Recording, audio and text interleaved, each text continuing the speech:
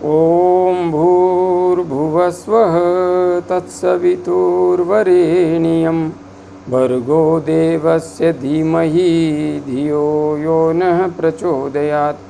उस प्राण स्वरूप दुखनाशक सुख स्वरूप श्रेष्ठ तेजस्वी पापनाशक देव स्वरूप परमात्मा को हम अपनी अंतरात्मा में धारण करें। वह परमात्मा हमारी बुद्धि को सतमार्ग की ओर प्रेरित करे। भाइयों बहनों, जय श्री राम, जय गुरुदेव, जय माँ आदिशक्ति। आप सभी भाइयों बहनों की साधना से संबंधित जिज्ञासाओं का समाधान करते हुए मैं आज प्रथम जिज्ञासा को सम्मिलित कर रहा हूँ। बहन उमा मिश्रा जी ने अपनी जिज्ञासा प्रकट करते हुए लिखा है, प्रणाम गुरुजी, प्रणाम बहन, प्रणाम। मैं साधना करना चाहती हूँ पर मुझे साधना करने की विधि नहीं आती, मेरी समस्या का समाधान करें। बहन, आप साधना करना चाहती हैं, साधना की विधि नहीं आती, तो आप सिर्फ एक काम कीजिए। हमारे इसी चैनल पर उपलब्ध सुषुम्ना नाड़ी में प्राण का प्रवाह कैसे करें और आज्ञा चक्र का जागरण कैसे करें, इन दोनों वीडियोज़ को देख लीजिए, या ध्यान कैसे करें उस वीडियो को देख लीजिए।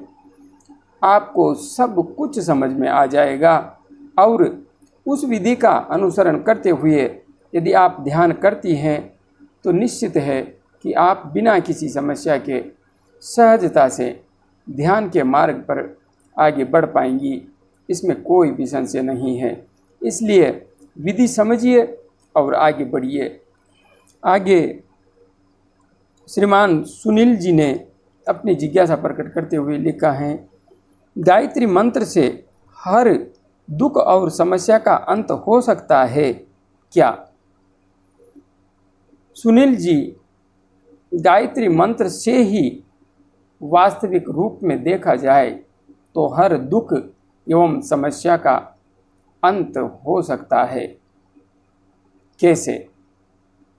क्योंकि गायत्री मंत्र मुक्ति का मार्ग प्रशस्त करता है।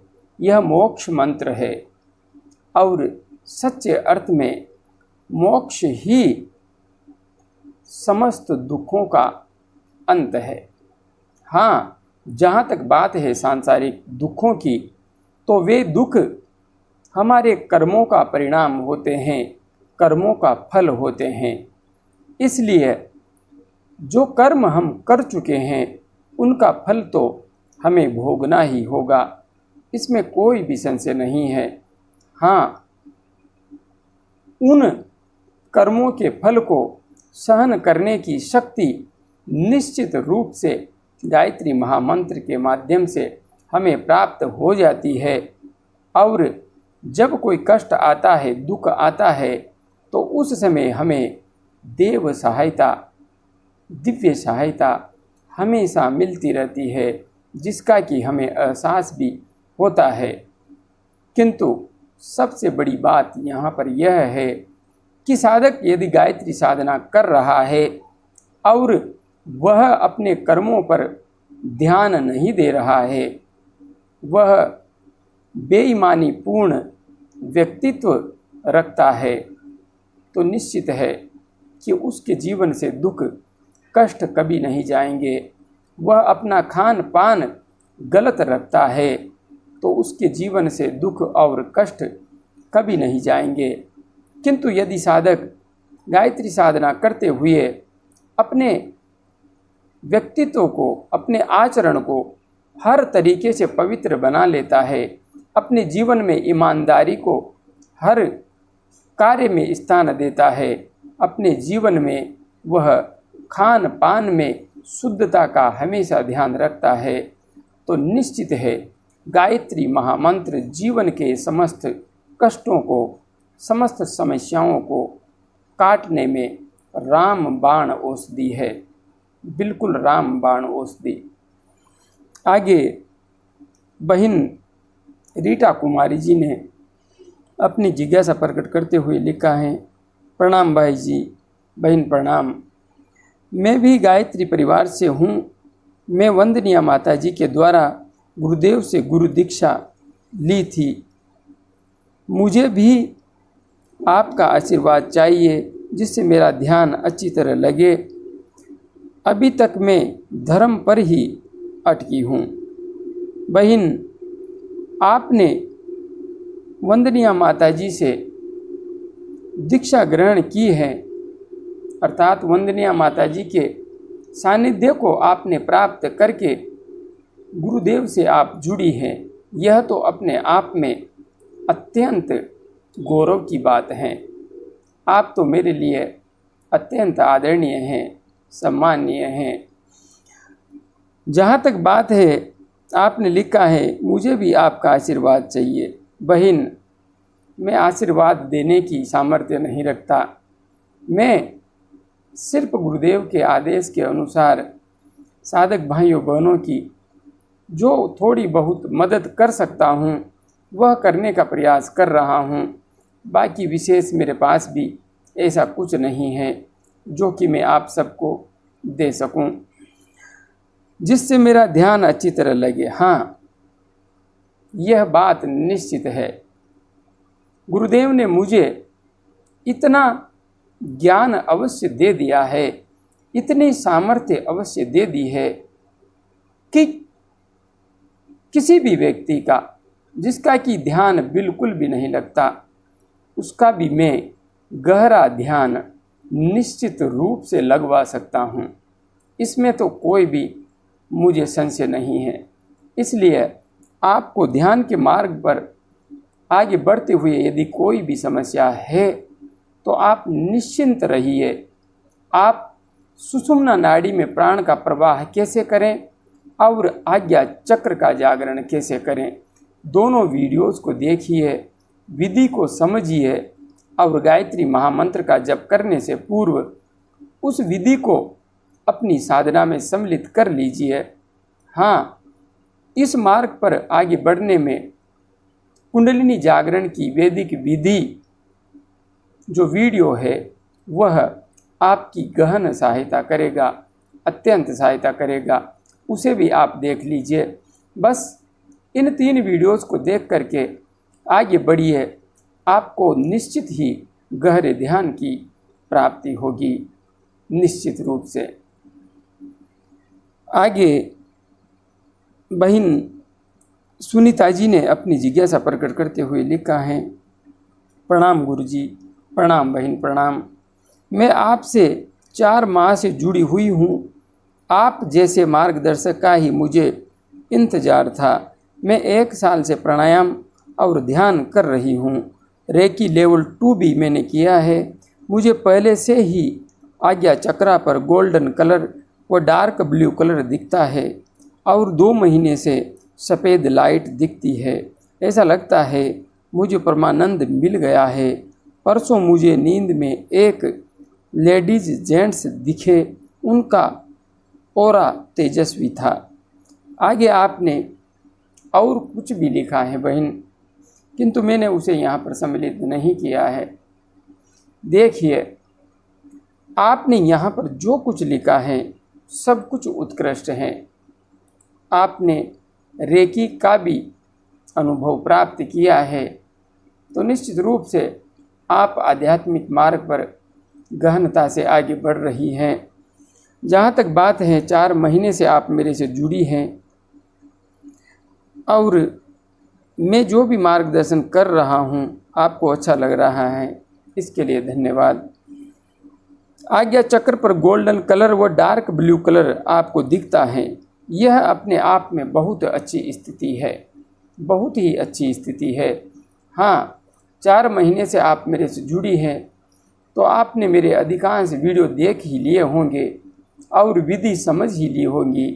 बस आप आगे बढ़ती रहिए। हाँ, कोई भी दृश्य यदि आता है, यहाँ पर आपको जो जेंट्स और लेडीज़ दिखाई दिए नींद में, तो इनके संबंध में विशेष जिज्ञासा पालने की कोई आवश्यकता नहीं है। स्वप्न आ गया, कोई बात नहीं है। ध्यान में भी ऐसे दृश्य आएंगे, उनमें भी उलझने की आवश्यकता नहीं है। आपको सिर्फ अपनी साधना पर ध्यान देना है, किसी का कोई विशेष अर्थ निकालने का प्रयास नहीं करना है। जो कुछ भी दिखाई दे दृष्टा भाव से देखते हुए आगे बढ़ती रहिए। बाकी आपकी सारी साधना सही दिशा में, सही रूप में आगे बढ़ रही है। आगे बहन एकता जी ने अपनी जिज्ञासा प्रकट करते हुए लिखा है, प्रणाम गुरुजी, प्रणाम बहन, प्रणाम गुरुजी। कुंडलिनी जागरण के लिए मैंने आपको अपना गुरु चुना है। मेरा प्रश्न यह है कि मेरी कुंडलिनी शक्ति सक्रिय हो चुकी है। रीढ़ की हड्डी में मूलाधार चक्र से विशुद्धि चक्र तक गर्माहट महसूस होती है और तिलक स्थान से पूरी नाक में खिंचाव महसूस कर रही हूँ। दूसरा, मैं अपनी पीठ पर कहीं कहीं पर अत्यधिक दर्द महसूस करती हूँ, जबकि वहाँ मुझे कोई चोट नहीं लगी है। तीसरा, खटाई में नींबू पानी नहीं पीना चाहिए क्या, और क्या ध्यान के बाद थोड़ी देर सो सकते हैं? बहन, जहाँ तक बात है नींबू पानी पीने की, तो आप यदि साधना मार्ग पर आगे बढ़ते हुए अधिकांशतया खटाई से बचेंगी तो अच्छा रहेगा, किंतु फिर भी मैं आपको व्यक्तिगत सुझाव दे रहा हूँ। आप नींबू पानी पिएं और उसके बाद में यदि आपके पेट में कोई भी ऐसी हरकत होती है, जैसे मरोड़ लगता है, पेट में गुड़गुड़ होता है, या शाम के समय आप ध्यान में बैठी और आपकी नासिका जाम हो गई, तो ऐसी स्थिति में आपको समझ लेना चाहिए कि आपको नींबू पानी नहीं पीना है। और यदि आपको कोई भी समस्या नहीं हुई है किसी भी प्रकार से, आप दोनों नासिका में किसी भी प्रकार से प्राण के प्रवाह में बाधा महसूस नहीं कर रही हैं, और आपके पेट में भी कोई भी नेगेटिव सिम्टम्स नहीं आ रहा है, तो आप नींबू पानी पी सकती हैं। क्योंकि प्रत्येक व्यक्ति की स्थिति शारीरिक स्तर पर अलग अलग होती है, इसलिए यहाँ पर साधना के मार्ग पर आगे बढ़ते हुए सभी साधकों पर एक जैसे नियम भी पूर्णतया लागू नहीं होते हैं, किंतु हाँ, स्ट्रोंग खटाई जैसे अचार, मतलब कच्चा आम, इमली की खटाई और अधिक खट्टा दही और छाछ, इन सब से तो प्रत्येक साधक को बचना ही चाहिए, क्योंकि इनका सेवन करने पर मैंने पाया है कि नाड़ियों में सीधा सीधा असर पड़ता है। बाकी नींबू पानी को आप अपने स्तर पर समझ सकती हैं, देख सकती हैं। आगे जिज्ञासा प्रकट करते हुए बहन के दमयंती जी ने अपनी जिज्ञासा प्रकट की है। प्रणाम गुरुजी, प्रणाम बहन, प्रणाम। मैं आपकी वीडियो देखती हूँ, बहुत अच्छा है। आपकी कुंडलिनी के विषय में बहुत ही अच्छी जानकारी मिली, इसका मुझे फ़ायदा हुआ है। पहले कुछ महीने मैंने साधना की, परंतु बाद में कुछ वजह से साधना नहीं कर पाई। मुझे लगता है कि मेरी कुंडलिनी जागृत है या नहीं, कृपा करके मार्गदर्शन कीजिए। बहन, आपने यहाँ पर आगे भी लिखा था कि 20 वर्ष पूर्व ही आपकी कुंडलिनी जागृत हो गई थी, किंतु आपने यहाँ पर एक भी ऐसा लक्षण नहीं लिखा है, एक भी ऐसी क्रिया प्रतिक्रिया का वर्णन नहीं किया है जो आपके साथ साधना मार्ग पर आगे बढ़ते हुए घटित हो रही है। इस वजह से मैं यहाँ पर यह कह पाने में असमर्थ हूँ कि आपकी कुंडलिनी शक्ति जागृत हुई है या नहीं। यदि आप अपनी स्थिति को स्पष्ट रूप से व्यक्त करेंगी तो मैं आपको सही रूप में समझा पाऊँगा। आगे श्रीमान दीपक बापना जी ने अपनी जिज्ञासा प्रकट करते हुए लिखा है, सर, मेरे स्पाइनल कॉर्ड में सर्प जैसे चलने का सेंसेशन हो रहा है, क्या यह कुंडलिनी जागरण है? दीपक जी, आपके स्पाइनल कॉर्ड में सर्प जैसे कुछ चलने का सेंसेशन हो रहा है तो निश्चित रूप से आपकी प्राण ऊर्जा सक्रिय होने लगी है, क्रियाशील होने लगी है, उसी का यह परिणाम है। हाँ, इसे आप कुंडलिनी जागरण भी कह सकते हैं। इसलिए सही तरीके से साधना करते हुए आगे बढ़ते रहिए, शीघ्र ही यह अनुभव और अधिक विस्तृत होगा। आगे श्रीमान सूरज वर्मा जी ने अपनी जिज्ञासा प्रकट करते हुए लिखा है, गुरु जी प्रणाम, मैं जब ध्यान में बैठता हूँ तब सब काला ही दिखाई देता है, पर मुझे सेंसेशन और पेन होता रहता है, ऐसा क्यों? सूरज जी, आप जब ध्यान में बैठते हैं तब सब कुछ काला ही दिखाई देता है। इसका अर्थ है अभी आपकी चेतना में प्रकाश प्रकट नहीं हुआ है। अभी आपकी चेतना अंधकार से घिरी हुई है, अंधकार में व्याप्त है।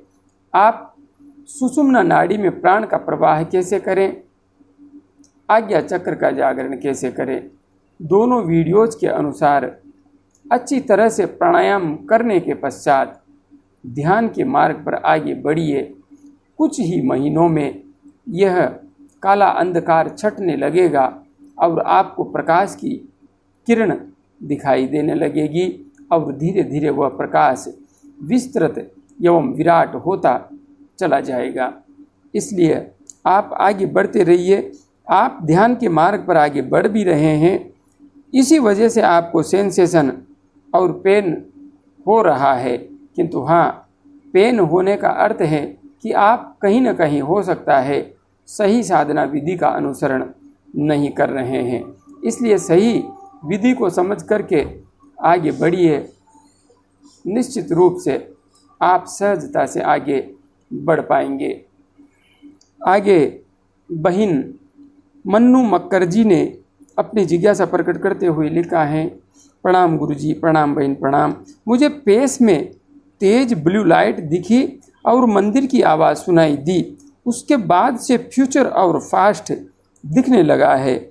मैं किस स्टेज पर हूँ, प्लीज़ बताओ। ओम नमः शिवाय। बहन, आपको फेस पर तेज ब्लू लाइट दिखी, इसका अर्थ मैं यह समझूं कि आप ध्यान कर रही थी तो आज्ञा चक्र पर आपको तेज ब्लू लाइट का प्रकाश दिखाई दिया और मंदिर की आवाज़ सुनाई दी। उसके बाद से आपको फ्यूचर दिखाई देने लगा है, पास्ट भी दिखाई देने लगा है। तो स्पष्ट है आपका तृतीय नेत्र आज्ञा चक्र खुल गया है। उसी के परिणाम स्वरूप यह सब हो रहा है। और हाँ, यह सब हर किसी के साथ नहीं होता है।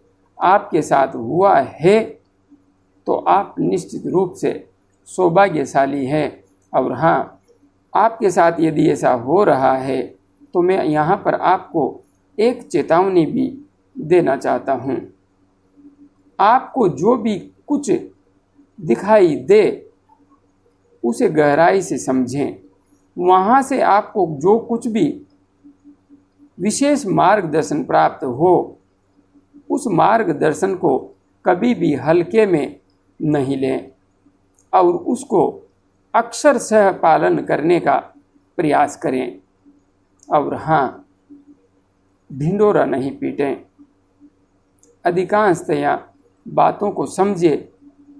आगे का कुछ दिख रहा है, किसी अन्य व्यक्ति के बारे में भी कुछ दिखाई दिया है तो उसे समझाएं। थोड़ा सा तरीका बदल करके, चाहे सीधा न कहें, अलग तरीके से समझा दें। हाँ, किंतु इस बात का अधिक ढिंढोरा नहीं पीटें कि मुझे सब कुछ दिखता है, मैं सब कुछ बता सकती हूँ, क्योंकि ऐसा करने पर कहीं न कहीं आपको काफ़ी समस्याओं का सामना करना पड़ सकता है। और आपको जो ये है सिद्धि मिली है, जो क्षमता अर्जित हुई है, यह भी आपसे छीन ली जाएगी, इसमें भी कोई संशय नहीं है। इसलिए इस सिद्धि का कहीं न कहीं आपको सावधानी पूर्वक ही प्रयोग करना है। और हाँ, गलत प्रयोग कभी भी नहीं करना है। गलत प्रयोग करने पर भी सिद्धि चली जाती है। इसलिए आपको यह सिद्धि प्राप्त हुई है, बहुत बहुत बधाई, बहुत बहुत शुभकामनाएं। सावधानी पूर्वक आगे बढ़ती रहिए। मेरी शुभकामनाएं आपके साथ हैं। जय गुरुदेव, जय माँ आदि शक्ति।